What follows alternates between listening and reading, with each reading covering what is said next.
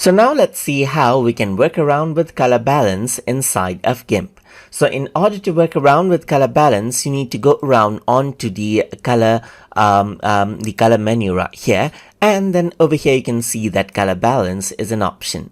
So once you go around onto color balance, you can see that you can work around with shadows, midtones, and highlights. So over here, if I were to go to shadows, that means it works around with the darker areas of this picture right here. So if I were to change around the sign, you can see that I can go around and bring in more sign onto the darker areas like shadows right here, or increase this out as you can see right here. So it's more like red as you can see right here.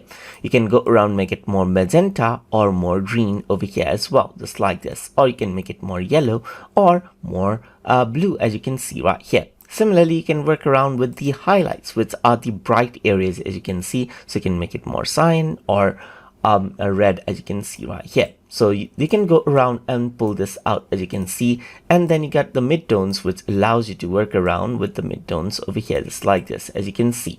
So apart from this, you can go around, reset out the range over here as well, and then work around with again according to how you want. You can go around and preserve the luminosity right here, or just keep it as it is, so luminosity is not preserved. Then you can also work around with the blending option. You can go around and use screen, and you can go around and use erase, and so forth as you can see right here. So you can go around and then select out the different blending option right here, and increase and decrease the opacity of the blending as well. You can enable and disable the preview as well, and even see the split view on the before and after right here as you can see. And you can see the before right here just like this, and after as you drag around the split view as you can see right here. Then you can go around and utilize the color combination as you like right here. Press OK, and this is what you have as you can see. And this is how you can work around with color balance inside of GIMP. So I hope you guys learned something as always.